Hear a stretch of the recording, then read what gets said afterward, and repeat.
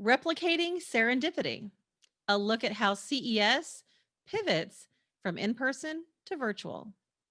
I'm Tonya Hall, and joining me is Gary Shapiro, author and CEO of the Consumer Technology Association, the organization behind CES.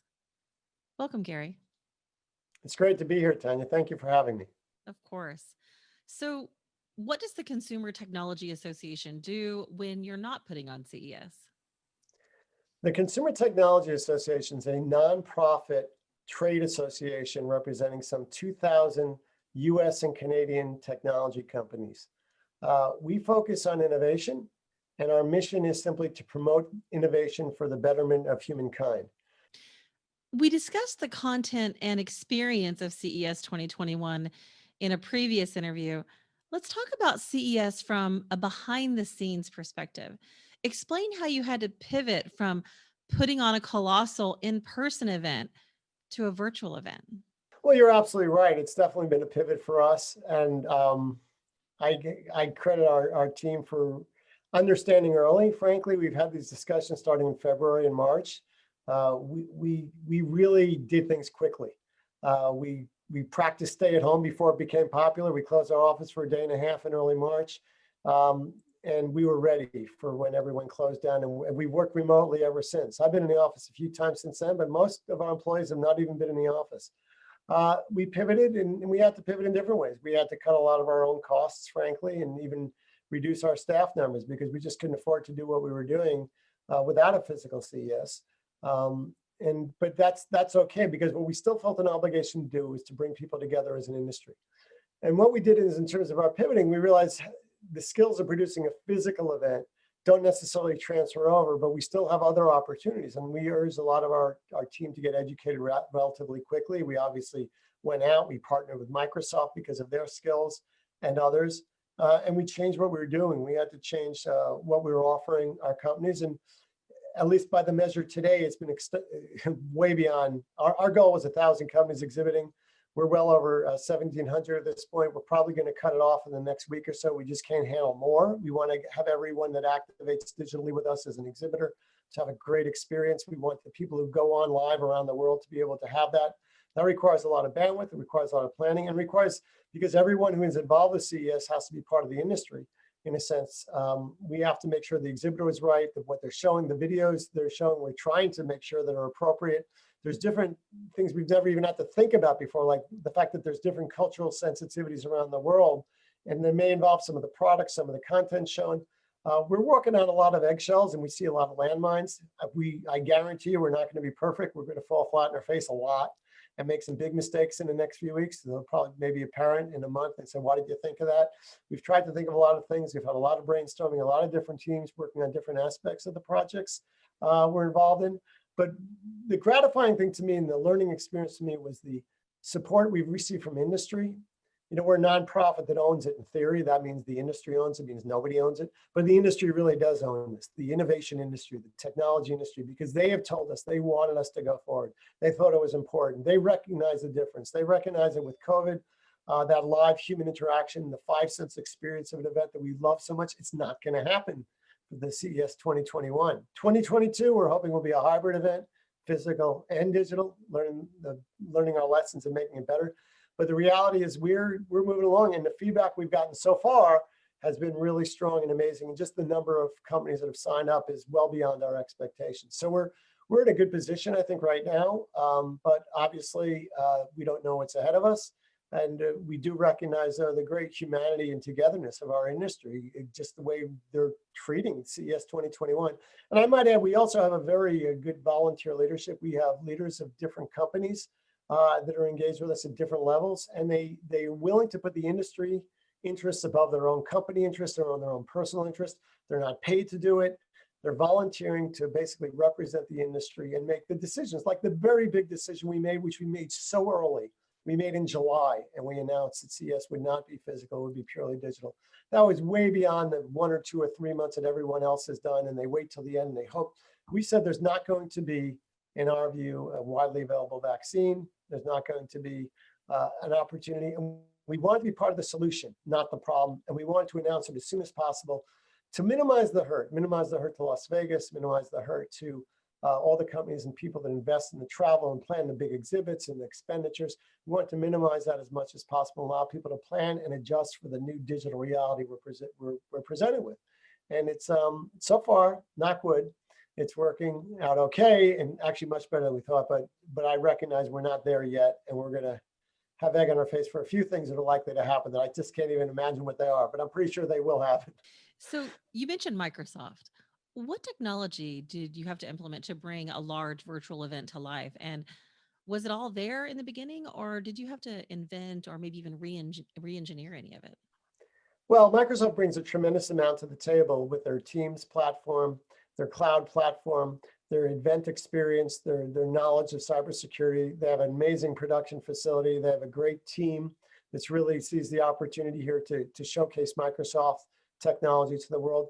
But they didn't have everything. We had to work with them for others. For example, they'd never really had exhibitors in anything they've ever done, their own live events around the world. They've never had to deal with some of the registration challenges we faced. So we worked as a team. We have subcontractors and others, and but this is different. This is, in a sense, it's not where a live physical event. A lot of this is pre-event production, making sure everything works together, and creating a platform where people could chat, interact, find each other. These are all things that Microsoft brought so much to the table, but we had to reinvent with them. We had to reimagine with our team.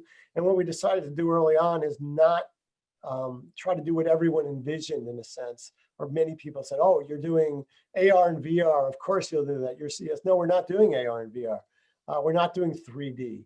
We're not doing a lot of different things. We would try to do a few things really well, and that's to allow for serendipity, allow for where your personalization, so you could identify your interests and you could have suggestions. We've sort of created a LinkedIn for the CES, if you will, and that people can find each other, plan ahead of time. And we're going for 30 days after the event, so you could visit the exhibits, contact the exhibitors, even for many have chats, have live interactions, have the press conferences we've already had in a way that allows reporters to ask questions at maybe the press conferences and things like that. So we've replicated some of it, we've reinvented some of it, and we're doing this. Hopefully, the plan was a small group of things really well, but not what everyone envisioned we could be. We're still dealing with a two-dimensional media, the screen in your home or your office, and it's tough to engage people for a longer time. We've had to shift and change and tell people, look, we're not doing the long moderated introductions and everything else. An hour is an eternity in the on-screen world. So we've shortened it considerably. Everyone's talks will be shorter. They'll be hopefully crisper. We'll be doing things differently, and we'll see. We'll see how it works out. We hope it'll be great for people, and we hope we've raised the bar a little higher for everyone else. You mentioned there are technologies that you decided not to use. Did you use or did you consider virtual reality as an enabling technology at any point? Yes, we did consider virtual reality. We decided not to go that approach because it was, first of all, it'd be another expense for exhibitors, and we're very conscious of that. We've always, since my first day connected with the organization as an outside consultant, and I attended a board meeting, the discussion was about raising the cost of exhibiting, and I'll never forget the board discussion. The chairman was the largest exhibitor at the time. He said, this is a rounding error for us, but we want to make it so that anyone with an idea can attend CES, the smallest company, working in their garage, maxing out their credit card, building their first prototype or their first program, doing something, and they could get that exposure. And that's the philosophy we have, is keep the costs as low as possible for the exhibitors and the attendees to the extent we can. So we didn't want to start using technology which would burden exhibitors. As it is, let's be honest, this is a huge shift for many exhibitors. I'm not talking about for the largest companies, which have big teams of production people and things like that, but for smaller companies to create a video presentation of themselves, which would work in a trade show type of mindset, is a challenge. It's been a challenge for everyone, but we're not getting the complaints at all.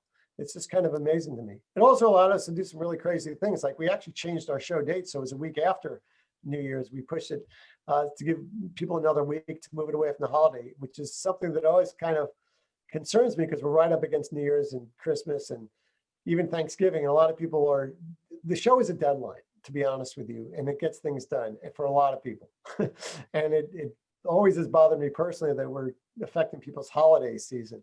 And this time we said we could change the day, why not? And I thought that was great because not one person complained, but then I did learn that there's some companies that had quiet periods that started that second week.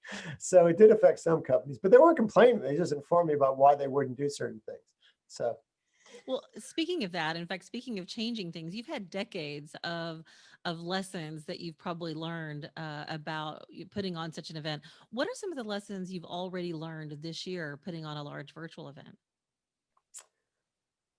well, what I've tried to do is keep in contact with my colleagues from around the world who run major events. Even some of us even compete with each other, but we're part of the same team and we're all going through this together.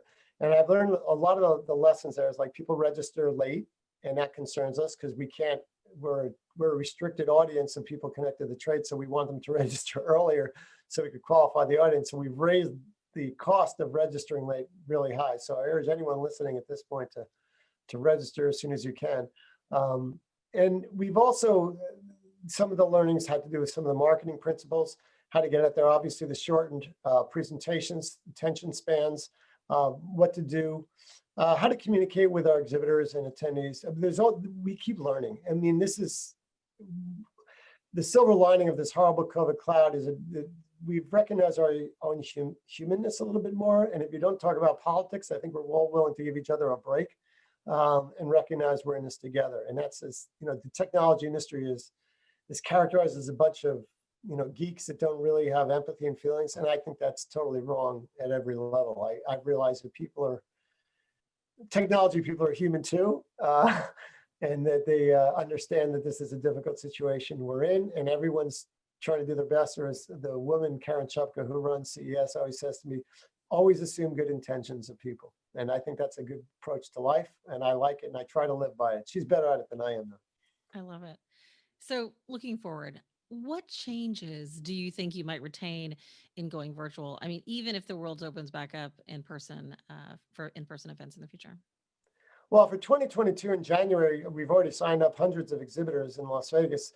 But we also are going to, as we often do, we always do after the CES, we're going to survey those that attended and even those that registered and didn't attend, and ask them, what, first of all, if they didn't attend, why, and then if they did attend, what they found worked for them and what didn't work.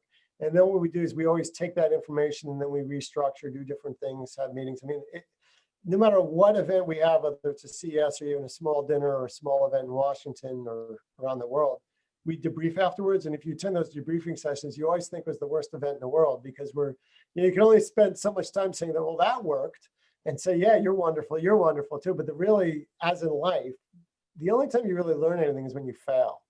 If you think about even your relationships, when you broke up or you argued and you made up, or you think about the jobs you've had. I mean, I was fired from a job early on, and that was the biggest learning experience of my life. I mean, it's so failure is, to me, and that's what coincidentally makes what I think the US a great place to be an innovator in, is because failure is something where you learn, and we don't view that as a badge of dishonor. We view a business failure as something as an amazing educational experience.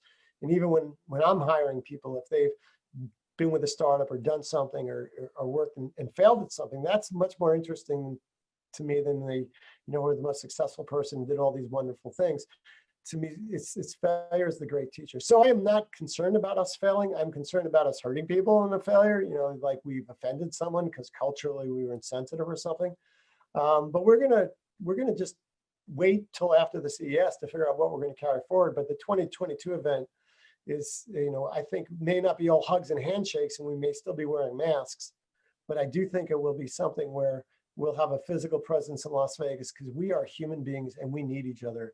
And the screen is great and virtual is great, but until we start taking the screen of the person on our honeymoon, we want that physical closeness. We want to observe the body language, the signals, to see how people are paying attention, to see whether you can trust someone, the 5 sense experience of a live event where you're perceiving what's out there.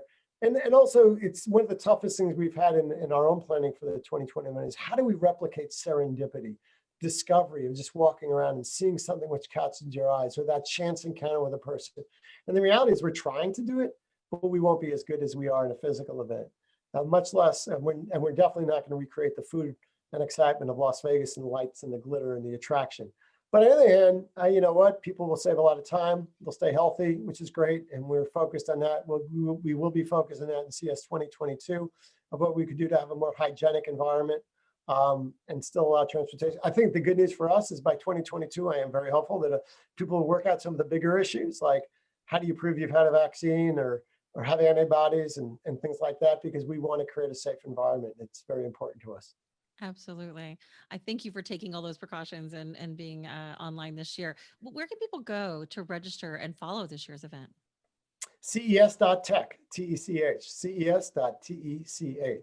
And it's not only register, but once you register, really take your time exploring before you go to CES, because it's really important that you could see that you could put your own, like I'm interested in drones and AR, VR, or autonomous self-driving vehicles, or smart cities, or healthcare, or investing, or small businesses, or things like that. You could check off what you want.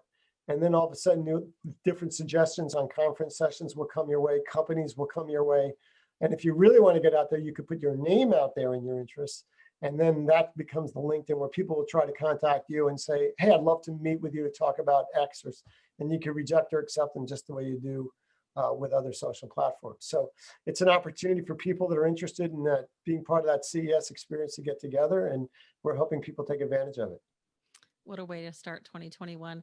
Gary Shapiro, author and CEO of the Consumer Technology Association, the organization behind CES. Thanks for joining us, Gary. Thank you. And find more of my interviews right here on YouTube, iTunes, Spotify, and TonyaHall.net. Thanks for watching.